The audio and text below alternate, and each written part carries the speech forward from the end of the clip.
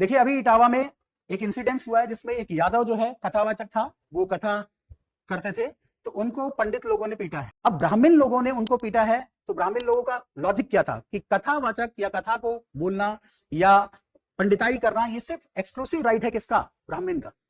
जबकि अगर देखा जाए तो एक डॉक्ट्रिन ऑफ एसेंशियलिटी होती है, एसेंशियलिटी या एसेंशियल एलिमेंट्स की बात करते हैं कि किसी भी रिलीजन में कुछ एसेंशियल एलिमेंट्स होते हैं। तो एसेंशियल एलिमेंट्स जो है वो रिलीजियस प्रैक्टिसेस में आते हैं। फ्रीडम ऑफ रिलीजियस प्रैक्टिसेस की अगर हम बात करते हैं, आर्टिकल 25 की बात करते हैं, तो उसमें अगर देखा जाए तो वो क्या बोलता है? Freedom of religious practices. अब रिलीजियस प्रैक्टिसेस में सुप्रीम कोर्ट ने एक डॉक्ट्रिन दिया था। डॉक्ट्रिन क्या था? डॉक्ट्रिन ऑफ एसेंशियलिटी या एसेंशियल रिलीजियस एलिमेंट्स। उसमें क्या था कि ठीक है, जो रिलीजन के एसेंशियल एलिमेंट्स हैं उनको हम चेंज नहीं कर सकते, उन पे आपको फ्रीडम है रिलीजियस प्रैक्टिसेस की, लेकिन जो नॉन एसेंशियल एलिमेंट्स हैं उनको चेंज किया जा सकता है। जैसे फॉर एग्जांपल कोई मंदिर है तो उसमें पूजा होना, अर्चना होना, दिया होना, ये सब बहुत जरूरी है। ये क्या है? एसेंशियल एलिमेंट्स है। बट पूजा कौन करेगा? ये एसेंशियल एलिमेंट्स नहीं, नॉन एसेंशियल एलिमेंट्स। इसमें क्या है कि जो भी कंपिटेंट है, अगर मान लीजिए वो नीची जाति का है, शेड्यूल कास्ट का कोई बंदा है, लेकिन उसे वेदों का ज्ञान है, उसे ठीक है उपनिषदों का ज्ञान है, वो इतना क्वालिफाइड है, कंपिटेंट है कि वो काम पूजा का कर सकता है और बहुत ही अच्छा कर सकता है, सो उसको भी वो अधिकार होना चाहिए।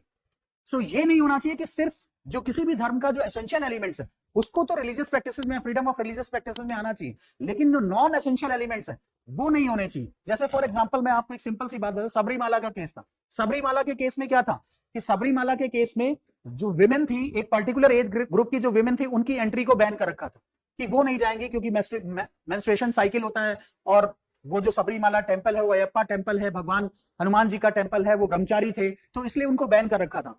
अब क्या हुआ, सुप्रीम कोर्ट ने जब उसमें जजमेंट दिया तो उसमें बोला नहीं, राइट टू इक्वालिटी है, विमेन को भी ये राइट है, चाहे वो इस पर्टिकुलर एज ग्रुप की हो, मेंस्ट्रुअल साइकिल है उनके साथ, फिर भी उनको अलाउड किया जाना चाहिए। और फाइनली क्या हुआ, जब जजमेंट आया तो सबरीमाला के केस में विमेन को अलाउ किया गया और फिर पुलिस ने उनको एंट्री कराई। हम किसी को भी देखिए, विमेन का एंट्री होना ये कोई एसेंशियल एलिमेंट नहीं है, ठीक है, ये रिलीजन का एसेंशियल एलिमेंट नहीं है, विमेन तो एंट्री कर ही सकती है। पूजा होना वहां एसेंशियल एलिमेंट है। तो जब हम फ्रीडम ऑफ रिलीजियस प्रैक्टिसेस की बात करते हैं तो एसेंशियल एलिमेंट का फ्रीडम होना चाहिए।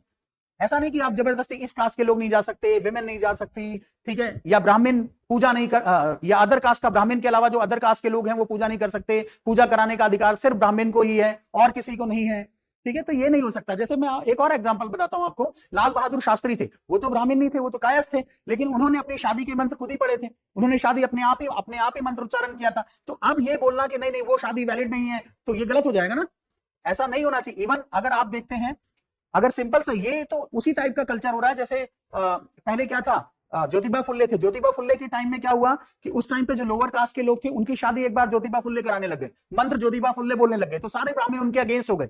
आज जो इंसिडेंस हुआ है इटावा में, जिसमें ब्राह्मण लोगों ने उस यादव जो कथावाचक था उसको पीटा है, उसको गंजा किया, जो भी किया है, उन्होंने जो भी दुर्व्यवहार उसके साथ किया है, वो सेम वैसा ही, ऐसा लगता है कि हम उसी युग में आ गए हैं कि आज भी ब्राह्मण जो एक प्रोफेशन है उसको उन्होंने अपने एक्सक्लूसिव डोमेन में कर लिया है कि ये जो पूजा पाठ और ये शादी कराने का जो काम है ये सिर्फ ब्राह्मण ही कर सकते हैं। ऐसा नहीं होना चाहिए, ठीक है। जो भी कंपिटेंट है, जो भी योग्य है, कथावाचक कोई भी हो सकता है, जो भी योग्य है, अगर उसे कथा करनी आती है या उसे भगवान की श्रद्धा या भगवान का, ठीक है, उससे कुछ भी पाठ किया हुआ है तो उसको करना अलाउ होना चाहिए।